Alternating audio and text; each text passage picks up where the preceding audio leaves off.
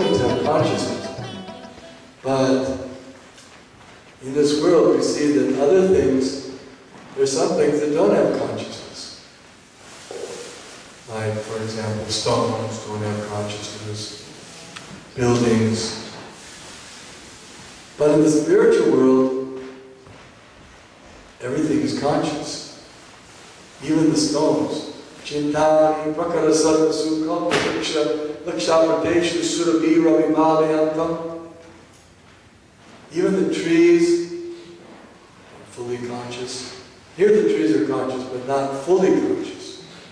In the spiritual world, the trees are. And even the so-called inanimate objects, such as rivers, or mountains, or the earth, they're also fully conscious.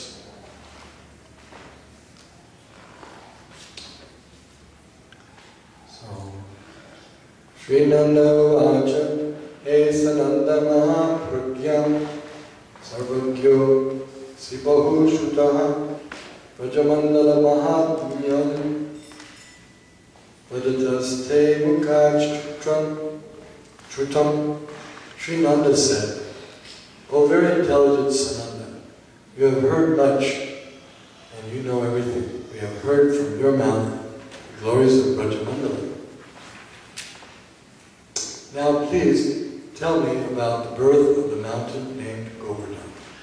Why do they call it the best of mountains and the king of mountains? From what world did the Yamuna River come? You are the best of the wise, please explain to me its glories." Sri Sananda said, "One day in Hastinapura, as many people listened, King Pandu asked Bhishma, pious Bhishma, Paripurnatamam Sakshat Shri Krishna Bhagavan Swam Asankhya Brahmanda Patir Golokatipati Prabhu Bhuvo Bhavar Bharavataraya Gaccham Devo Janardana Radham Praham Priyebhiru Gacchitvam Abhibhutale." As the original Supreme Personality of Godhead, Shri Krishna, who is the King of Goloka and the Master of countless universes, was about to depart in order to remove the earth's burden, he said to Radha, "O frightened one, you should also go to the earth." Shri Radha said, "My heart cannot be happy in a place where there is no Vrindavan forest, no Yamuna river, and no Govardhan hill."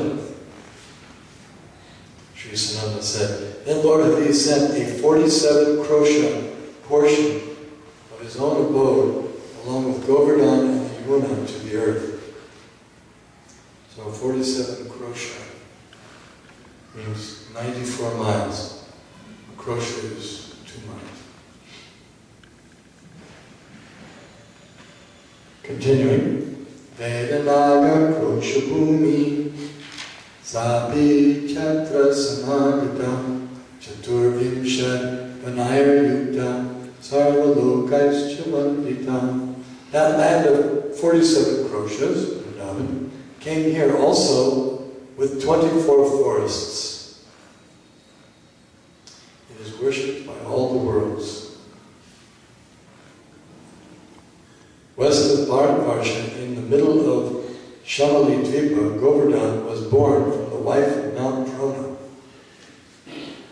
So what it means is that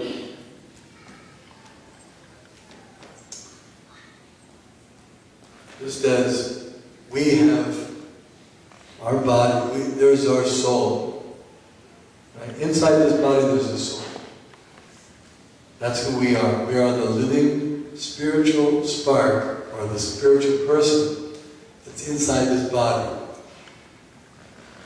And as long as the soul is inside the body acts. And the body, some bodies are big and some bodies are small. For example, there's a little amoeba, and he has a very small body, something like 3 micrometers. 10 micrometers, very, very small. Thousandth of a thousandth of a thousandth of an inch. He has a little body.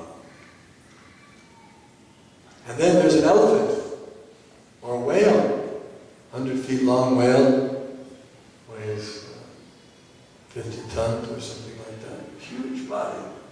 There's only one soul controlling that whale body. That whale body, it's like a mountain. If you stuck it, if you put it in this, if you put it here, this roof is maybe what, 25, 30 feet, maybe? Maybe 25 feet. So, if you put the tail of the whale and put him on his tail and stood him up, it would be 4 times higher than the ceiling. So it's like a big creature. So, similarly, Govardhan, the person, the soul of Govardhan, is like us, a spirit soul. But he has a big body of a mountain. Like a big whale, but bigger than a whale. 1,000,000 times bigger than a whale. So that's the idea. That the hill, the mountain of Govardhan is his body, and the soul is inside. But just as we can move our body, similarly Govardhan can move his body, the big mountain. Or an elephant. One little small spirit soul inside the elephant can move that big body. Weighs tons.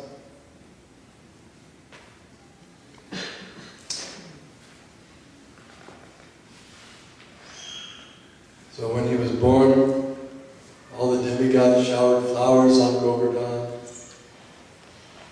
The Himalayas came, Sumeru came, all the mountains came. They bowed down, they circumambulated him, worshipped him. They said,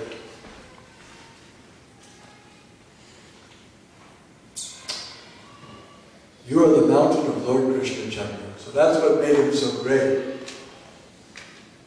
Because Sumeru, you heard of Sumeru, it's a gigantic mountain.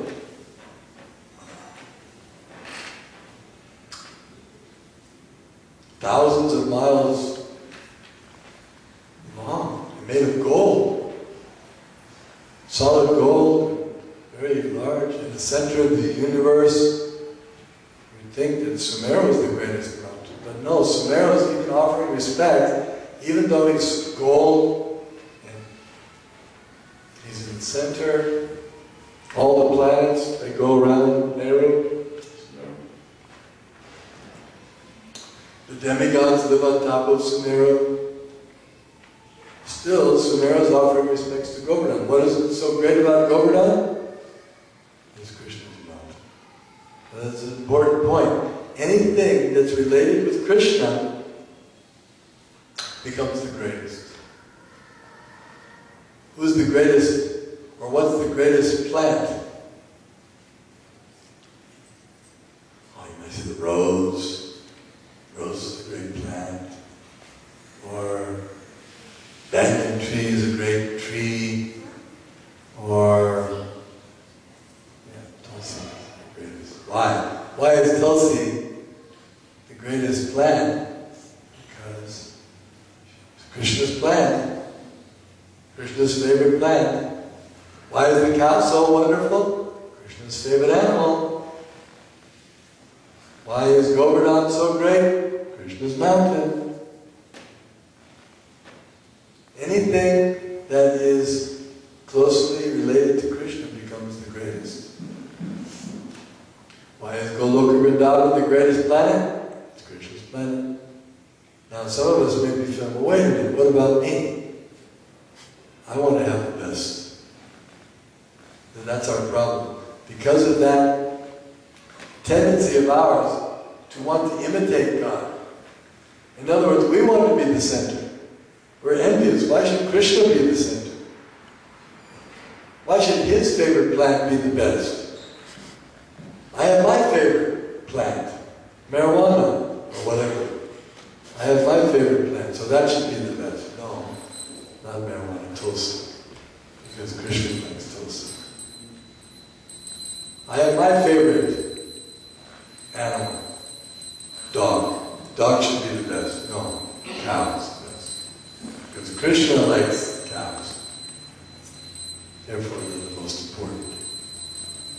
See, because Krishna is the center. Ishvara.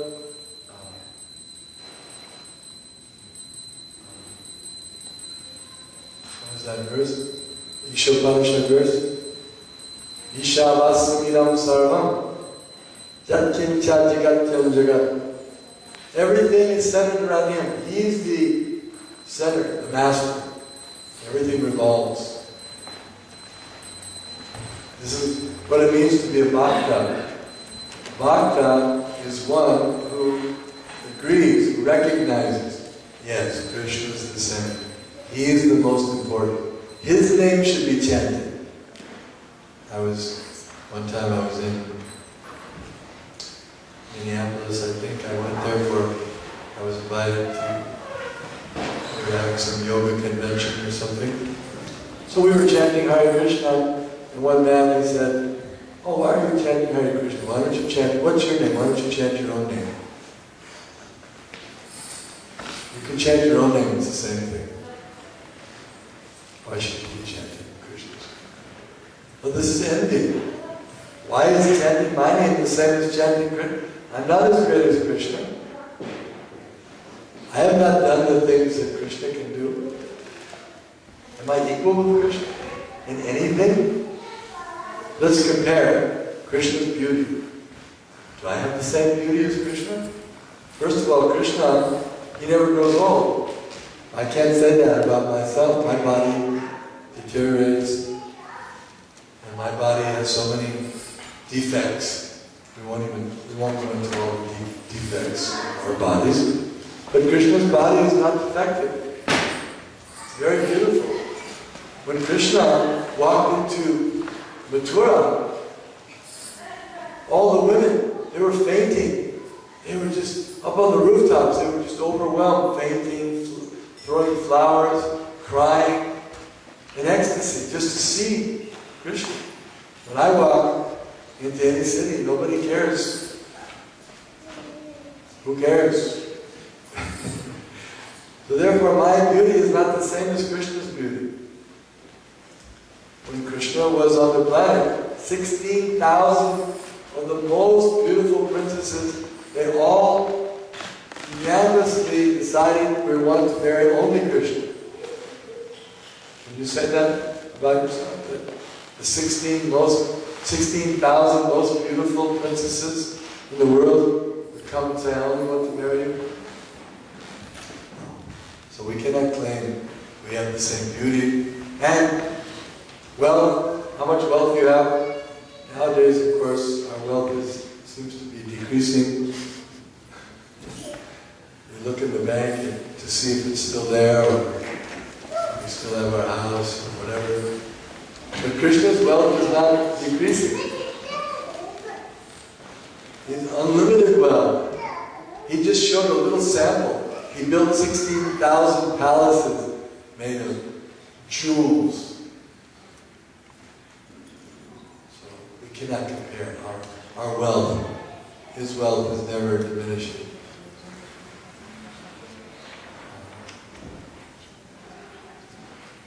He's the proprietor of all the Sarvaloka Maheshwaram, all the planets belong to him. So, we won't go through all the different categories, but we should analyze and see. Krishna is great, and I'm very small. Therefore, he should be glorified for his beauty, for his wealth, for his strength. What about compassion? He's so compassionate. He's taking care of all living entities.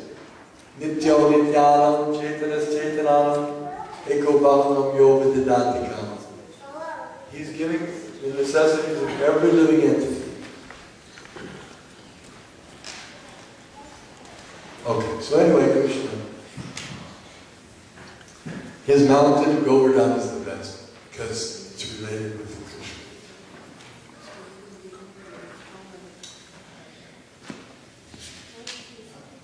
King of all the mountains. So all the mountains, they praised him. You're the king of all of us. You are the parasol of the Supreme Personality of Godhead.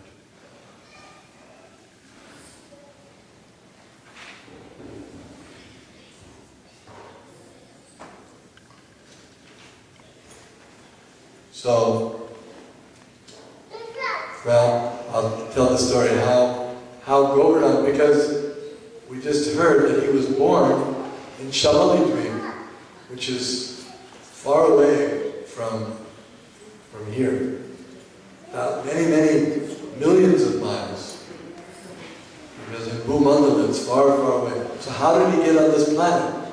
So now we're going to hear. One day, Pulascha, the great sage, you've heard the name Pulascha? Great sage. He was traveling to holy places and he saw Mount Drona's son, Govardhan, filled with flowering Madhavi vines, heavy with abundant fruits, filled with sounds of gushing streams, peaceful, auspicious, with many caves, suitable for performing austerities, jewels, charming, wonderful, with many colorful minerals, beautiful, graceful slopes, filled with many birds, deer, nectar trees. This is the mountain. This is a description of the mountain, Govardhan Mountain. So, Pulascha saw the mountain, and he approached Drona, and he said, "Oh, Drona, I come to you with a request. I am a great sage. I live in Kashi. Please give me your son Govardhan. I do not wish anything else." Well, this is now, when a sage asks for something, when a great Brahmin sage goes, especially to a king, and Drona was a king. So he said, "King, I'm coming to you as a sage. Please give me this charity." How can a king refuse? You're not supposed to refuse like this. So Pulascha said, "That's all I want. Just give me your son." And then he said, "I will perform austerities on your son Govardhan, who is filled with trees and vines."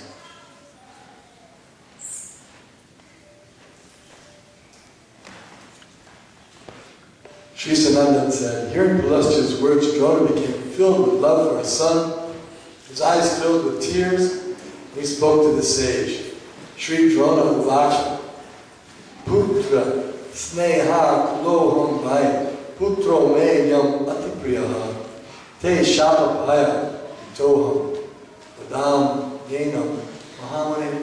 Oh, Drona said, "I'm filled with love for my son. My son is very dear to me, O great sage. I fear your curse. Let me speak to him."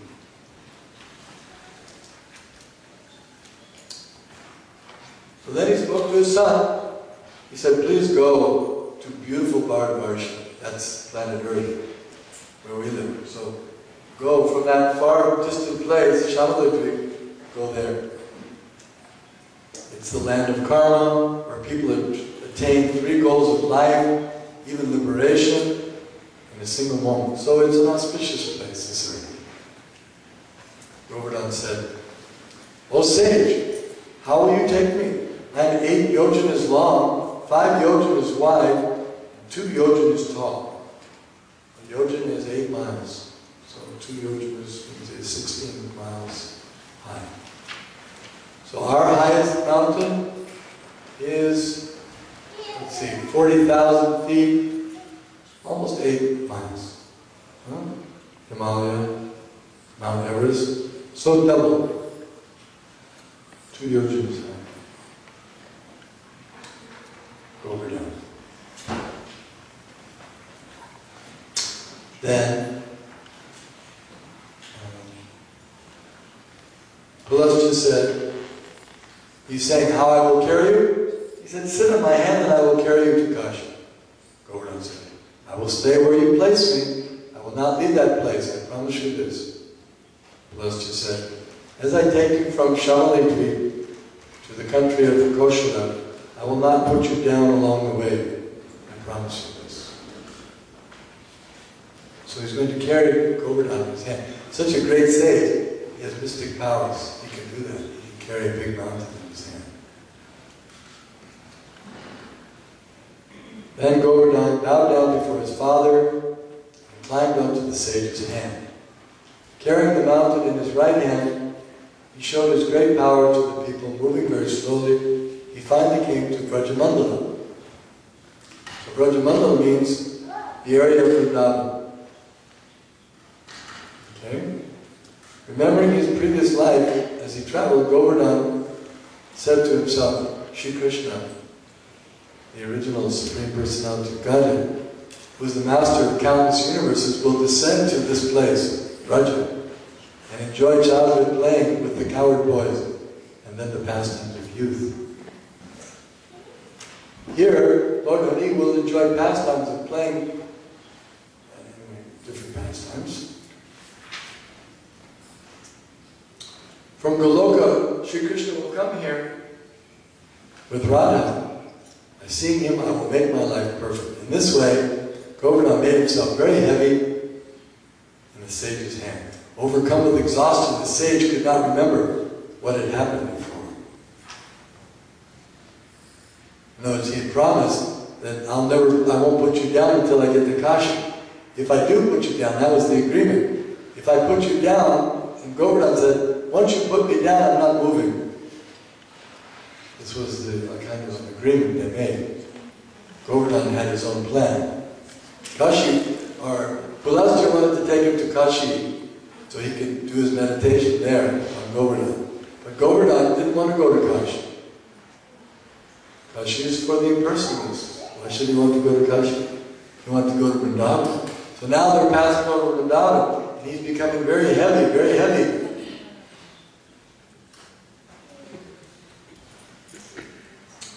Then he put him down. And then he took it back, Pulasja, and he said, now stand up.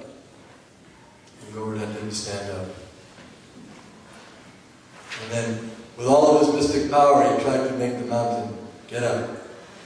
But Govardhan said, he would not even move. Pulasja said, come, come, O best of mountains, come, don't make yourself heavy. Tell me why you are angry. Govardhan said, there's no fault on my part. You have put me down, and now I will never move from this place. That was the promise I made you. Then Pulasja, he was so angry, he said, O arrogant mountain, you will not fulfill my desire, therefore every day you will become smaller by the size of a sesame seed. So, every day Govardhan began sinking by one sesame seed. You can just imagine now, those of you who have seen Govardhan, it's quite small compared to 16 miles high, so that's been going on thousands of years. So 5,000 years ago, Govardhan was a lot larger than now. We did it calculate, maybe 10,000 feet, at least 10,000 feet. So now, 10,000 feet is still a big mountain. That was in the Vrindavan area. And you know the story that Indra was the king of heaven. He was worshipped by the people of Vrindavan. Every year they would perform Indra Yajna. They would perform a sacrifice and offer things to Indra, because they thought that Indra supplies rain, and we're Vaishnavas, we need rain for our cows and for our agriculture. So one day Krishna said, what are you doing? They were preparing for Indra Yajna, and he said, what are you doing? And they said, well, we're just preparing for a sacrifice for Indra. And Krishna, as a little boy, 7 years old, he said, what do you need to worship Indra for? Indra's not independent. Let's worship Govardhan Hill instead. Let's use all the paraphernalia for worshiping Govardhan Hill.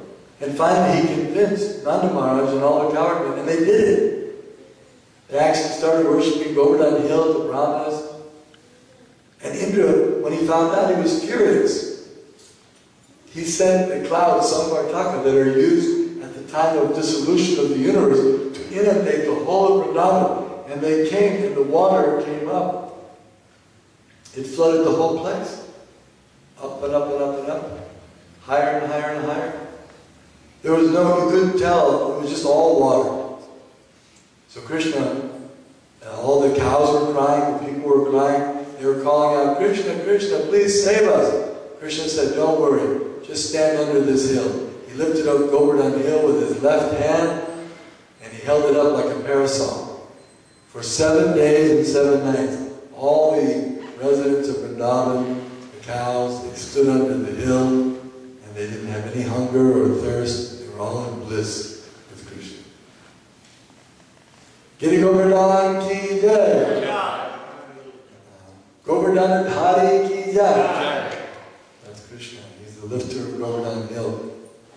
So that pastime took place on this day about 5,100 and some years ago. We're celebrating that. And Krishna said everyone should celebrate this day and offer a big feast and circumambulate. So later on we're going to circumambulate Govardhan. We have Govardhan Hill here, a little replica of Govardhan Hill. So I think it's time now for arti. Thank you very much. Govardhan ki jai.